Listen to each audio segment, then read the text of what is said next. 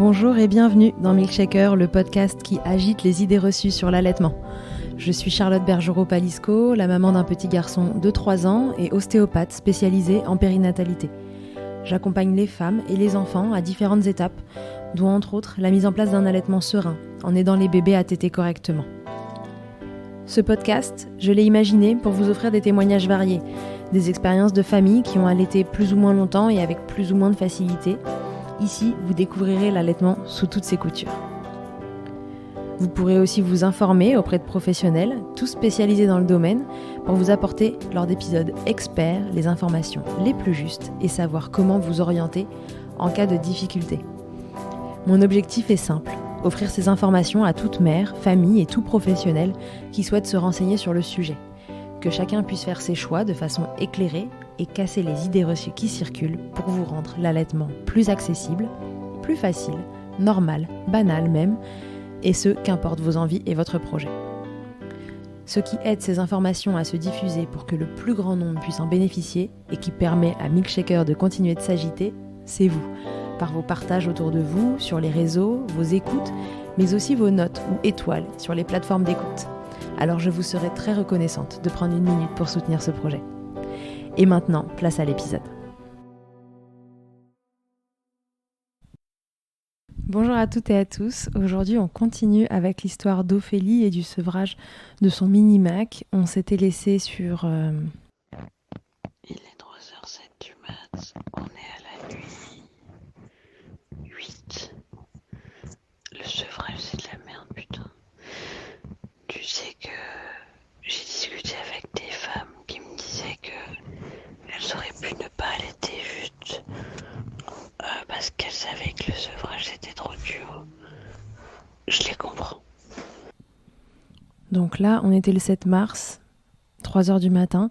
Et puis un peu plus tard dans la journée, le 7 mars, Ophélie me laisse son message pour m'expliquer ce qui s'est passé dans la nuit et qui justifie ce message un peu de désespoir au milieu de la nuit. Donc c'est parti, on y retourne. Le sevrage de Mini-Mac, partie 2, c'est maintenant.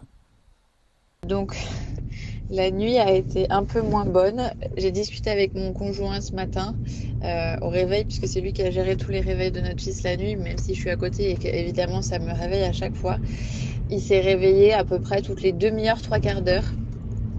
J'ai pas regardé l'heure à chaque fois parce que je trouve que si on regarde l'heure, c'est démoralisant. Donc à peu près toutes les demi-heures, 3/4 d'heure. Ce qui a été le point positif, c'est quand même que il a pas demandé il a pas pleuré. En revanche, on a vraiment l'impression qu'il se réveille en mode ça y est, c'est l'heure de téter. Donc voilà, il faut le bercer pour le rendormir et tout, et puis il refait un bout de cycle et il se réveille de nouveau. J'espère que ça va passer assez rapidement parce que pour le coup c'est mon conjoint qui gère les nuits, mais lui il se lève à 4h30, 5h du matin pour partir bosser, donc ça devient extrêmement fatigant pour lui aussi. Et si moi je gère le réveil, on considère que si c'est moi qui gère le réveil, c'est trop dur. C'est trop dur pour notre bébé c'est trop dur en fait pour lui de comprendre que on peut pas téter, c'est juste un câlin. Pour l'instant, ça me paraît être trop ambigu et du coup on a décidé que c'est mon conjoint exclusivement qui gère les réveils câlins. Voilà.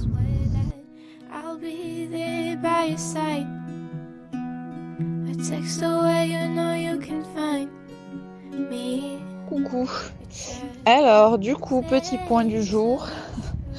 Je suis un peu plus mitigée que les autres jours parce que j'ai l'impression que maintenant, là, on n'avance plus et que le message qu'on essaye de faire passer à notre fils pour le sevrage n'est pas assez clair. Que du coup, il a du mal à comprendre s'il a le droit de téter, pas le droit de téter, machin. Donc, je suis un peu perdue. Je sais pas s'il faut qu'on enlève de nouveau une tétée pour voir, qu'on n'insiste pas. Est-ce qu'il a vraiment pas faim finalement? Est-ce qu'il a faim? Est-ce que je suis un peu dans le flou artistique là. Je pense que je vais proposer à mon conjoint de laisser la tétée de 23h d'essayer de décaler la tétée de 4 heures du matin, ce qui est quand même difficilement faisable chez nous parce qu'en fait mon conjoint retourne travailler, il part travailler, il part travailler à 4h30 du matin, donc et il n'a pas trop le temps de gérer le matin, donc je sais pas, tu vois, aujourd'hui je suis dans cet état d'esprit là, je trouve que c'est vraiment hyper dur, je me sens seule dans ce sevrage. Heureusement qu'il y a maman suédoise sur Instagram qui est en train de sevrer aussi son fils en même temps, qui a 2 mois de plus, mais bon, voilà, on est un peu en train on se soutient un peu. Voilà, on a l'impression de passer un peu par les mêmes galères. Je vous disais l'autre jour, la nuit, quand c'est dur, moi je pense à toi et ton bébé. Qui est en train de passer par la même chose que nous, et donc elle me répondait que elle aussi elle avait la même elle pensait aussi à nous quand c'était galère. Donc du coup avoir une copine de sevrage, je trouve que c'est top. C'est un peu comme quand il y a des marraines d'allaitement. On en parle beaucoup pour le démarrage de l'allaitement, mais pourquoi on n'a pas des marraines de sevrage, des marraines de démarrage et des marraines de sevrage pour l'allaitement? Voilà, je milite. Je trouve que ce serait important, on n'en parle pas assez, on sait pas ce qui est bien, pas bien, on connaît pas assez la physiologie du bébé, est-ce que vraiment il a pas faim, est-ce que c'est possible qu'il ait faim, combien de temps est-ce qu'il peut dormir, est-ce que sans manger, je veux dire, est-ce que on le garde dans les bras en le berçant et qu'il pleure, est-ce que en fait il est pas en train de crever la dalle? Franchement, je trouve que c'est hyper dur tout ça à gérer.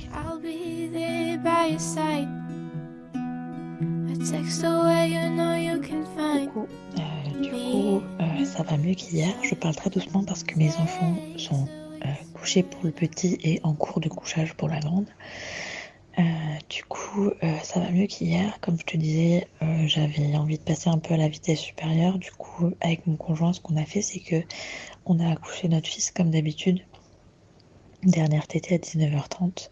Et du coup, j'ai dit que je voulais pas que la tétée suivante soit avant minuit. Donc on a attendu jusqu'à minuit. Ça s'est bien passé. Il s'est réveillé. Il a pas pleuré. Donc c'était top. C'était vraiment pile minuit quand il a fait la deuxième tétée. Alors que d'habitude, c'est plus aux alentours de 23h.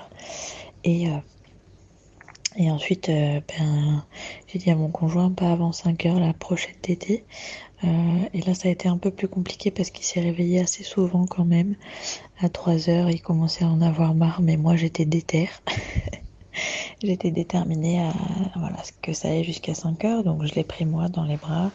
Et il a râlé, donc je lui ai expliqué que pas de tétée avant 5h et que je comprenais qu'il soit en colère, mais que moi aussi, ça commençait un peu à me mettre en colère et que c'était dur pour moi aussi. Tout bref.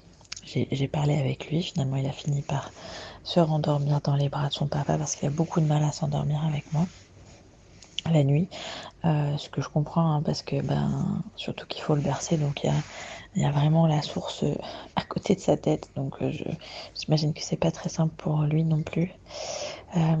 Du coup quand il s'est calmé, il a été bercé par son papa qui l'a reposé dans son lit et finalement il s'est réveillé à 5h15 pour la tétée, donc c'est top. Il n'a pas tété de minuit à 5h15, donc vraiment très chouette. Et puis ensuite il s'est réveillé à 7h20, donc je l'ai refait téter à 7h20. Et la journée, il y a quand même du changement parce que du coup, il réclame pas de tétée. Je l'ai fait téter pour la sieste de l'après-midi. Le matin, il était en portage, donc en portage, la question se pose pas, il réclame pas, il s'endort, voilà. Et l'après-midi, je l'ai fait téter et en fait, il a pas refusé, mais il a fait une micro-tétée. J'ai même pas eu une montée de lait. Enfin voilà, c'était vraiment une toute petite tétée. Et puis du coup, j'ai dû le bercer pour qu'il s'endorme. Mais il n'avait pas envie de téter visiblement. Et aussi, j'ai été très surprise parce que j'ai pris un bain avec lui tout à l'heure. C'était la première fois que je prenais un bain avec lui. Et en fait, ça m'a pas effleuré l'esprit que ça pouvait être dur pour lui d'avoir mes seins à côté de lui et tout, alors que j'avais quand même l'expérience de ma fille qui était allaitée et quand on prenait un bain, elle passait son temps à téter en fait. Et ben, on a pris un bain et lui, il a même pas regardé mes seins. Donc, soit il est en train de comprendre, soit il est quand même beaucoup moins accro à la tétée que ce que l'était ma fille. Et donc, c'est plutôt une bonne nouvelle. Donc là, il est 21h, on est au jour je sais plus combien. Ça fait une dizaine de jours qu'on a commencé le sevrage, on a bien avancé. Et aujourd'hui, ça va un peu mieux qu'hier. Dans cet épisode, on sent que c'est les montagnes russes. Ça va pas, ça va, ça va pas, ça va mieux. Et l'enchaînement des prochains vocaux ne va vraiment pas déroger à la règle. Il est 23h30. Non, 23h22. Nuit numéro 11. L'objectif c'était 20h, minuit et quart. Minuit et quart, 5h15 du matin. Il est 23h22. Ça fait 25 minutes que notre fils est réveillé et qu'il est vraiment pas content. Alors que sa dernière tétée était à 20h, c'était il y a 3 heures. J'ai l'impression qu'on n'est pas au bout de nos peines quand même, alors que je pensais que ça allait bien. Bien mieux en tout cas. J'en ai marre. Coucou, alors on a passé une nuit de merde. Vraiment c'est le cas de le dire, mais honnêtement je sais pas si c'était parce que on le faisait pas téter. Alors je pense que ça l'aurait soulagé plus vite, mais en fait je l'ai fait téter les 2 fois. Et la première fois ça l'a bien soulagé, mais la deuxième fois vers 4h du matin, il a continué quand même à pleurer après. Donc je me dis qu'il y a des dents qui viennent nous compliquer la tâche, qui doivent certainement arriver. Donc voilà, je vais mettre ça sur le compte des dents pour cette nuit. C'est vraiment difficile la nuit. Il a beaucoup pleuré. J'ai cédé les 2 fois. Je voulais le faire téter à minuit. J'ai fait téter à minuit moins le quart parce qu'il pleurait depuis 23h. Je voulais le faire téter à 5h15. Et je l'ai fait téter, en fait c'était 3h50 parce qu'il s'était réveillé à 3h20 et que moi c'était trop dur de le laisser comme ça. La différence avec les autres nuits, c'est que cette nuit il a pris de l'eau au biberon. Donc voilà, il avait certainement soif. D'habitude il refusait le biberon, mais là il a pris. Je l'avais dans mes bras et je lui ai proposé un biberon d'eau et il l'a pris. I'll be there by your side. A text away, you know you can find me. Coucou, journée très chargée aujourd'hui puisque j'ai lancé un nouveau produit sur mon site La Grignatée. Je sais pas si tout le monde sait ce que c'est La Grignatée, mais bon, toi tu dois être au courant. Je suis donc agricultrice et j'ai lancé un nouveau produit. Donc, 2 nouveaux produits, des bières, dont une bière dite sans alcool qui convient parfaitement aux mamans allaitantes. Du coup, bref, journée très très chargée, mais bonne humeur parce que la nuit a été bien meilleure, ce qui confirme donc que la nuit d'hier était pas spécialement liée au sevrage. Je pense que notre fils avait mal quelque part ou était contrarié d'un autre truc, mais là on est reparti sur une bonne nuit. Je m'étais refixé les mêmes objectifs que la nuit d'avant. C'est-à-dire faire minuit et quart et 5h15. Et donc, il s'est endormi à 20h après avoir fait une tétée. Il a fait un petit réveil à 22h30. Mon conjoint l'a géré en 2 secondes. Voilà, il a bu un tout petit peu d'eau au biberon encore cette fois-ci. Puis il s'est rendormi. Il s'est réveillé, c'était minuit 20. Donc là, je l'ai fait téter. Et ensuite, il s'est rendormi tout de suite. Et puis, il a fait un réveil vers 3h30, où là, pareil, un petit peu d'eau, un petit peu de bercement, il s'est rendormi. Et ensuite, réveil à 5h30, donc super chouette, où il a tété. Mais en revanche, là, il s'est jamais rendormi.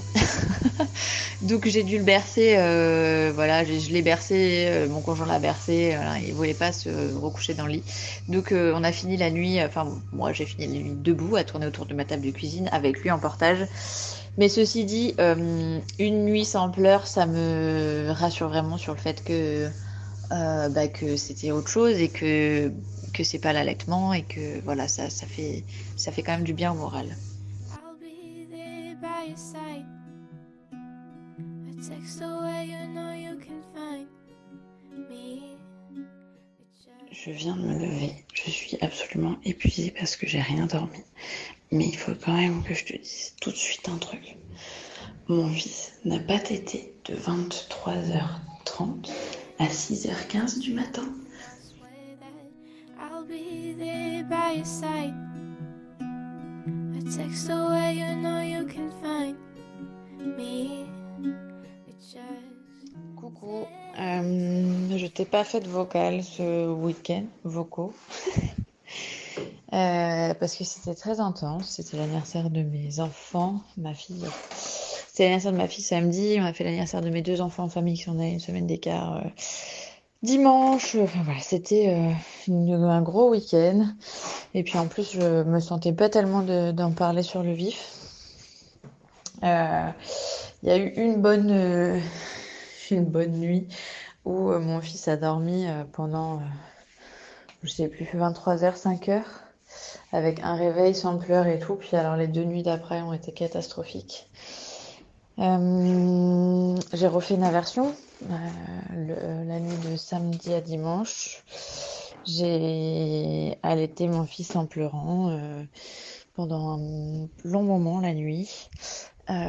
Parce qu'il n'arrêtait pas de hurler, que c'était trop dur pour moi de l'entendre hurler et en même temps trop frustrant de devoir reprendre une tétée à une heure où il avait arrêté de téter à 3h du matin.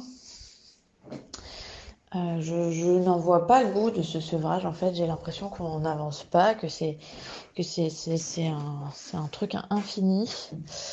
Que ça, on va jamais y arriver. Franchement, je suis à 2 doigts de me dire on arrête tout. Parce que c'est trop compliqué. Voilà, je sais pas. Il pleurait jamais la nuit avant. Du coup, moi, j'ai l'impression qu'on lui fait du mal. En même temps, j'ai reçu un message sur mon compte Instagram qui dit que notre sevrage, notre méthode de sevrage est hyper brutale. Voilà, donc ça aide pas. Disons que ce genre de personnes, déjà d'une, je les emmerde profondément, même si c'est très vulgaire, parce que en fait, je sais pas, elles se mettent pas à la place des parents, et notamment des femmes. Enfin voilà, c'est une maman qui m'a envoyé ce message. Je trouve que la sororité, c'est un concept qui n'existe que sur le papier. Dans la réalité, c'est inexistant. Quand il faut dire des crasses, il y a du monde. Bref, tu vois, je suis dans un mood là, pas hyper positif. Mon conjoint est persuadé qu'il faut qu'on arrête complètement de faire téter notre fils la nuit parce que le message n'est pas assez clair et que c'est pour ça qu'il pleure la nuit. Parce qu'il est très en colère, du coup, il sait plus si c'est le moment où il va téter ou pas. Et moi, je suis là, je vogue au milieu dans mes sentiments, dans mes pensées de maman qui culpabilise d'entendre son bébé pleurer la nuit alors qu'il pleurait jamais et que je sais que si je le mettais au sein, il arrêterait de pleurer, mais j'en peux plus en fait. Je suis partagée entre il faut faire ça parce qu'il arrêtera de pleurer et en même temps je suis trop fatiguée pour continuer à faire ça et du coup là je trouve que c'est super difficile. J'espère que cette nuit se passera mieux. Voilà. I'll be there by your side. A text away, you know you can find me. Tout cela peut franchement ressembler à une impasse. Entre les choix qu'on fait, ce qu'on pense être le mieux pour notre bébé, ce qu'on sait nécessaire pour soi-même, les remarques non sollicitées qui viennent vous faire douter. Fort heureusement, il y a les copines qui sont là, qui vous connaissent et qui en une minute vous remettre un gros coup de booster pour la suite.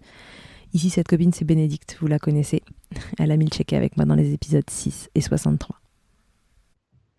Au fait, moi, pour ce que ça vaut, je trouve que vous faites vraiment au max pour que ce se fasse en douceur, en respectant Minimac. te respectant toi. Et ça aussi, c'est hyper important de te respecter toi. Il y a tellement de personnes qui auraient tout arrêté du jour au lendemain et qui auraient dit on fait pas en douceur et on y va biberon, et puis s'il veut pas manger de toute façon il se démerde et puis voilà, enfin je trouve que vous mettez énormément de cœur dans ce sevrage et d'amour surtout pour que ça se passe bien, que vraiment t'as pas moi aussi je l'encule la Thérèse qui t'a attaqué là parce qu'elle t'a fait du mal et que ça m'énerve. Mais vraiment, rassure-toi, enfin, t'es pas dans la violence avec ton enfant, t'es loin de là, t'es une des mamans les plus attentives à leurs besoins que je connais et qui te même à passer toujours tes besoins à toi après. Et je trouve ça très bien que pour une fois, tes besoins comptent tout autant. Donc continue dans ta lancée, vous en chiez, mais bon, comme on dit, tout passe. Courage ma poulette. I'll be there by your side. A text away, you know you can find me. Coucou, on est mercredi et du coup ça va beaucoup mieux. On a eu 2 nuits qui ont été vraiment très bien.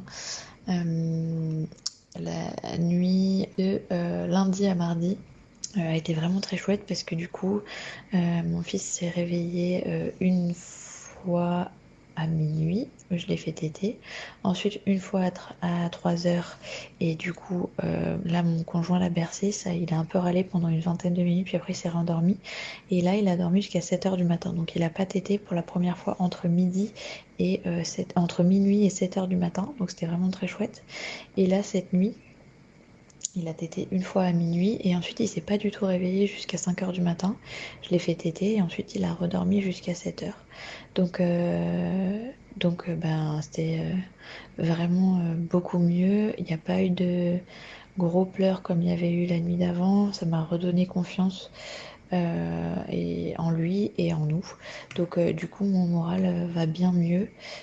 J'ai plus du tout envie d'arrêter parce que pour le coup ça faisait très longtemps qu'on n'avait pas aussi bien dormi. Moi j'ai réintégré le lit, tu sais je dormais dans une chambre à part, du coup ça fait 2 nuits là que je retourne dans le lit où mon conjoint dort avec mon bébé et ça se passe bien, ça n'a pas l'air de le perturber, donc je pense que petit à petit on va pouvoir remettre des choses en place. Si on arrive à se stabiliser comme ça pendant quelques temps, peut-être même qu'on envisagera de le remettre dans la chambre avec sa sœur. Et puis voilà, on va continuer à y aller à tâtons. Moi j'aimerais bien là que le minuit 7h ce soit quelque chose qu'on arrive à faire en systématique parce que je trouve que c'est très bien comme première fois, comme premier pas. Et ensuite, on essaiera d'enlever celle de minuit. La grosse problématique qu'on a pour le moment, c'est qu'il mange énormément le soir. Et donc, du coup, à la tétée, pour se coucher, il tète pas vraiment, pas beaucoup. Et du coup, à minuit, c'est là où il fait vraiment une très grosse tétée. Donc, il faut qu'on arrive à lui faire comprendre qu'il faudrait qu'il prenne une grosse tétée en allant se coucher pour pouvoir enlever celle de minuit. Voilà.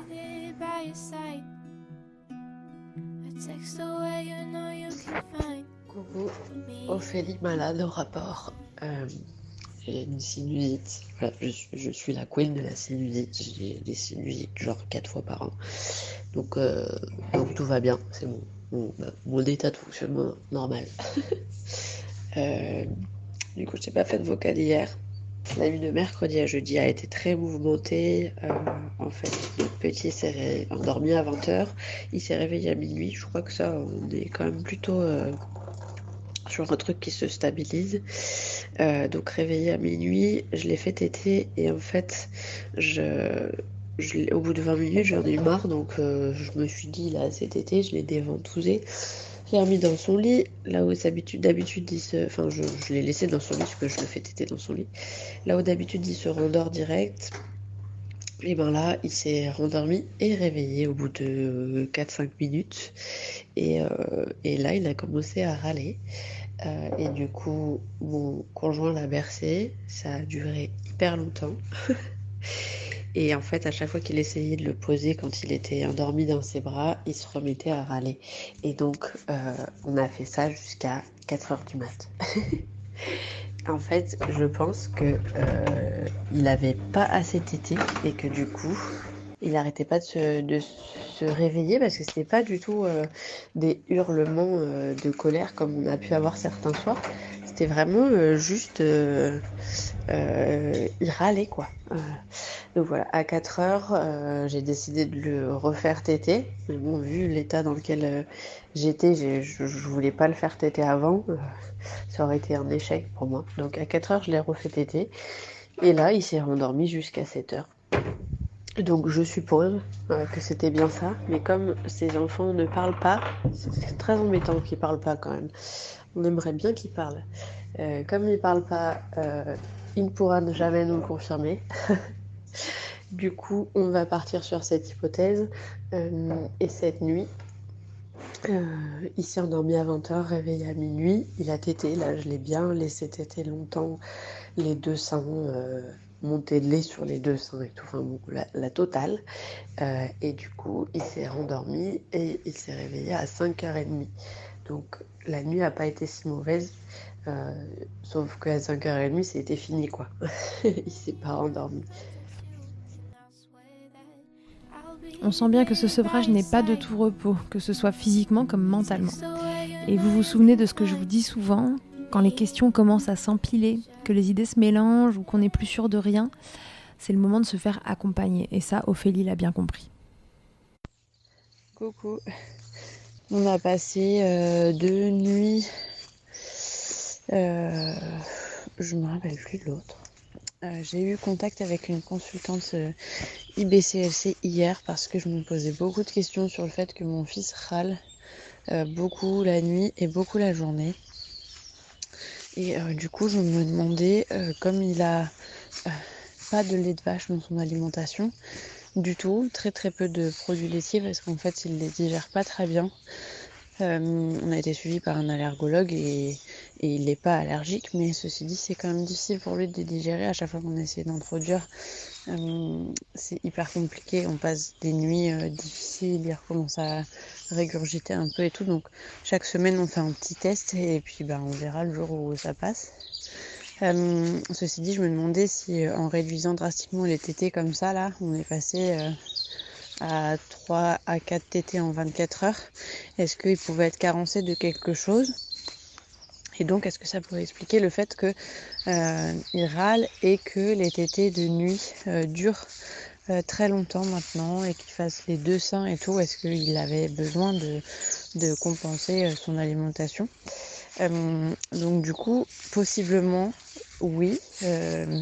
Donc ce que j'ai fait, c'est qu'hier, je suis allée acheter qu'on appelle des brassées parce qu'en fait, il refuse tout ce qu'on lui met dans le biberon qui est pas de l'eau ou du lait maternel. Et donc on lui en a donné un hier soir. Je ne sais pas du tout si c'est ça et il y a une cause à effet direct. Ceci dit, il a tété à 20h. Comme d'hab, il s'est endormi et il a tenu sans réveil jusqu'à 2h du matin. Alors que d'habitude, entre 23h et minuit, il se réveille. Donc je sais pas, on va réessayer ce soir. On verra si c'est ça. Il n'a pas du tout râlé de la nuit. Ensuite, il a tété à 2h20, il s'est rendormi et il a dormi jusqu'à 5h. À 5h, il s'est réveillé parce qu'habituellement, il fait une tétée à 5h, mais du coup, mon conjoint était là, il l'a bercé, il lui a donné un petit peu d'eau, je crois. Et puis ensuite, il a redormi jusqu'à 7h. Donc, une bonne nuit. Je ne sais pas si c'est lié à ça. On va essayer de lui donner un ou deux compléments comme ça, brassés, par jour et voir si ça aide dans la transition. Ouais, on est à 4 tétées par 24 heures à peu près. Donc il y a celle du tout début de nuit, vers minuit généralement. Celle de la fin de nuit entre 5 et 7. Et puis ensuite, celle soit de la sieste, soit des retrouvailles le soir, encore qu'il commence à refuser celle-là. Et celle du coucher, qui est une tétée assez brève, ça dure pas très longtemps, c'est surtout un câlin. Donc voilà, on est quand même en bonne voie, mais j'aimerais bien trouver une solution pour qu'il soit confortable. Je pense qu'il y a aussi une question d'habitude, hein. Ça fait 1 an qu'il était allaité à la demande, donc voilà, on ne peut pas tout changer du jour au lendemain. En tout cas, ça fait 3 semaines qu'on est dans ce sevrage. Il y a quand même eu une grosse évolution, et j'en ai passé par plein de phases, par plein de phases émotionnelles. Là, je dirais que ça va. Si ça se stabilise comme ça, honnêtement, moi, voilà, pour l'instant, ça me va. Et puis petit à petit, on essaiera d'enlever une tétée la nuit pour garder que celles qui sont de jour. Essayer d'enlever celle de 2h du matin. Pour l'instant, il en a vraiment besoin. Mais si on arrive à lui équilibrer son alimentation, peut-être que celle-là, elle pourra aussi sauter. Donc je pense que on va stabiliser comme ça et voir. Et je te donnerai des nouvelles. On va s'arrêter là pour aujourd'hui. Vous l'avez compris, le sevrage dans le cas d'Ophélie et de son mini-max, ce sont des hauts, des bas, des victoires, des retours en arrière, des moments où on y croit et puis d'autres où on se demande complètement où on va. On reprendra des nouvelles d'elle un peu plus tard pour qu'elle nous raconte la suite. Et parce que je pense que l'essentiel, c'est d'avoir un panel de témoignages de mamans pour assurer une transmission, souvenez-vous que sur mon site internet charlotte-bergerot.fr et sur Instagram, vous pouvez trouver un lien pour nous raconter comment vous avez entrepris votre sevrage à vous, comment vous l'avez vécu. Et je serais ravie de vous écouter et pourquoi pas de vous diffuser. Je vous dis à très vite pour un nouvel épisode. Et d'ici là, n'oubliez pas, prenez soin de vous, milkshakez autant que vous le voudrez et bousculons ensemble les idées reçues sur l'allaitement maternel.